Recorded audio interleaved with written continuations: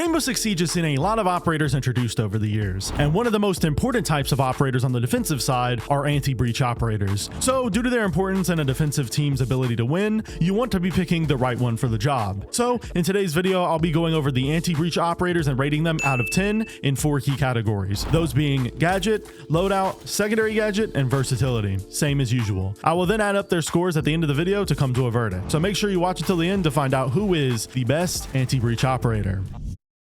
Now to start off the video, I'll be discussing Bandit since he was introduced first. Bandit's gadget is his shock wire. These are batteries that can be attached to reinforced walls to electrify them, and when walls are electrified, any attacker gadgets that are deployed on the wall will be destroyed. Now obviously, this is useful on bomb sites where you need to prevent walls from being breached, but the strongest way to use his gadget is to use it to pull off a strategy called bandit tricking. This is when, while playing bandit, you wait for the attackers to deploy their utility on the wall, and then you place your batteries on the wall, destroying the utility. The reason you do this is to stop the enemies from using EMPs to counter your batteries, which forces them to either kill you or force you away from the wall. This trick does require extreme skill and really good timing, especially if the enemy team has a lot of EMPs, but if you can pull it off, it can single-handedly win you around by denying the attackers that important breach. And the reason this strategy is so important is because Bandit's batteries perform way worse when you try to set and forget them, since the attackers can easily use EMPs to get rid of Bandit's batteries. Because of this, I'll be giving his gadget a 7 out of 10. It's a solid gadget in the right circumstances, but can be countered fairly easily. Now for his loadout, Bandit has the option between the M870 shotgun and the MP7 submachine gun as his primary options, and he only has one secondary, that being the P12. The M870 shotgun is one of the best shotguns in the game. It has a fast pump speed, good range, and high damage. It really doesn't have any downsides, but since he doesn't have any SMG secondary options, you are rarely able to use it effectively. As for the MP7, it is a really good SMG with a high fire rate, solid damage, especially with the extended barrel, and low recoil. I think this is definitely the better primary option for consistency, but in specific strats, the shotgun can be useful. Now the P12, his secondary option, is one of my favorite pistols in the game. It has solid damage and a pretty good capacity. Overall, I'll be giving his loadout a 9 out of 10. His MP7 is really good for an SMG, and the M870 is solid if you need it for a strat. Now for Bandit's secondary gadgets, he has access to a nitro cell and barbed wire. This nitro cell is strong for potentially picking up kills, and with the recent buff to barbed wire, they can be really strong as well to help you slow down the attacker's push. These secondary gadgets are arguably 2 of the best secondary gadgets in the game right now. So I think Bandit obviously deserves a 10 out of 10 in this category. Since we have wrapped up talking about his secondary gadgets, we can now discuss Bandit's versatility. And I think this is where Bandit struggles a lot. This is because Bandit's gadget, to be strong, requires him to actively be on top of his gadget tricking. If he isn't doing that, then he loses out on a ton of potential. And the rest of his kit doesn't help him either, since he has no way to make rotates or hedge holes consistently. His guns and gadget combined with his solid secondary gadgets does help him in this category, but he'll only be getting a 6 out of 10 for the reasons I've stated, making his overall score a 32 out of 40.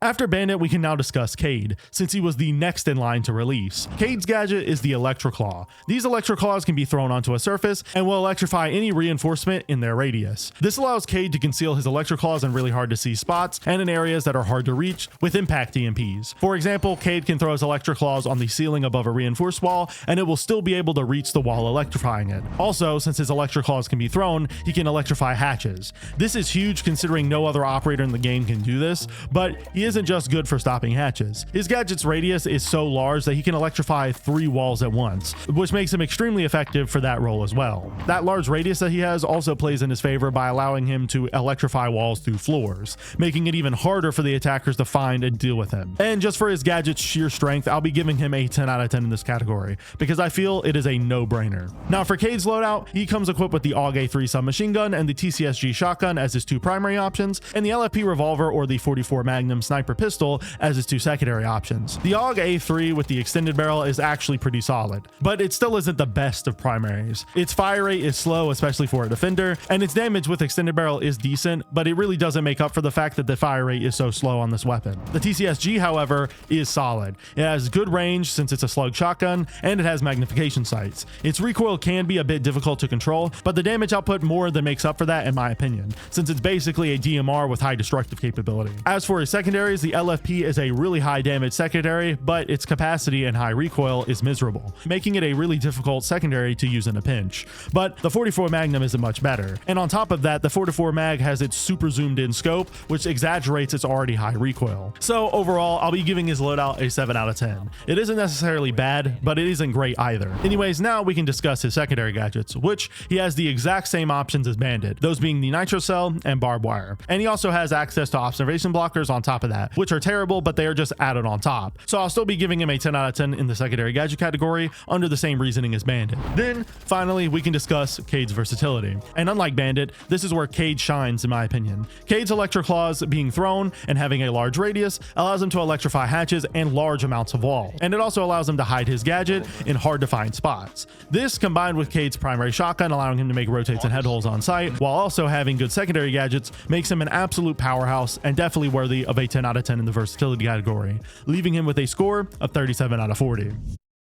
Now that we have wrapped up talking about Cade, I can now discuss the most recent operator to be added to this category, and that is Tubarao. Tubarao's gadget is his Zoto canisters. These canisters, when thrown onto a surface, will cause that surface and the surrounding area to freeze. This will stop any gadget from being activated in the radius, including gadgets on the defensive side. However, what makes this so strong is that this freeze effect can affect gadgets on the other side of a wall or a floor, allowing Tubarao to deny wall breach utility like thermite charges and ace charges from the other side of a wall. And since each canister lasts 12 seconds, you can effectively burn 30 seconds from the enemy team just by existing. The only way that the enemy team can deal with your Zoto canisters is shooting them. So they either have to get a Twitch drone into the site, or they have to position their team in a way that can allow them to shoot the canisters off the wall, which is nearly impossible for obvious reasons. Overall, Tubarao's gadget is extremely strong as a reactionary delay for the enemy team. And since his canisters are nearly uncounterable, I think Tubarao is definitely worthy of a 10 out of 10 in the gadget category.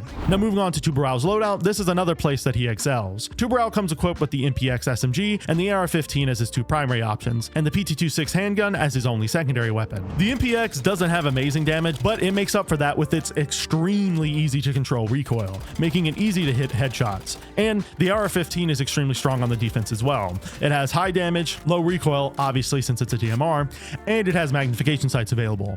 Unironically, this is one of the best primaries on the defense right now in my opinion, and I personally prefer it over the MPX, but they are both solid options depending on what you want to run. And the PT-26 is just another solid secondary option with decent damage and a decent capacity. Overall, a solid 10 out of 10 loadout. Moving on to Tubarao's secondary gadgets, he comes equipped with the nitro cell like his competition and proximity alarms as his other option. The nitro cell is good for reasons I've discussed before, and proximity alarms, while they are worse than the barbed wire found on Bandit and Cade, they are still decent. So I'm going to give him an 8 out of 10 in this category. Now for the final category, versatility.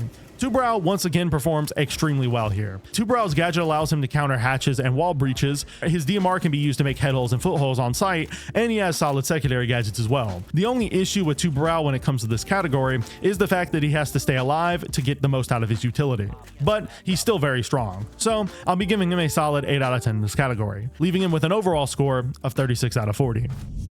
Now to answer the question you clicked on this video for, who is the best wall denial operator? Well, the winner is Cade with a score of 37 out of 40, winning the video out by just one single point. As always, this video is strictly my opinion, and if you disagree, feel free to leave your opinions in the comments down below. If you enjoyed today's video, I make Siege content just like this twice a week, so go subscribe to the channel and follow me on Twitter if you don't want to miss the next upload. If you want to watch another video just like this one, a video will be popping up on your screen right now that I'm sure you'll all enjoy. I'll see you next time, friends, and peace.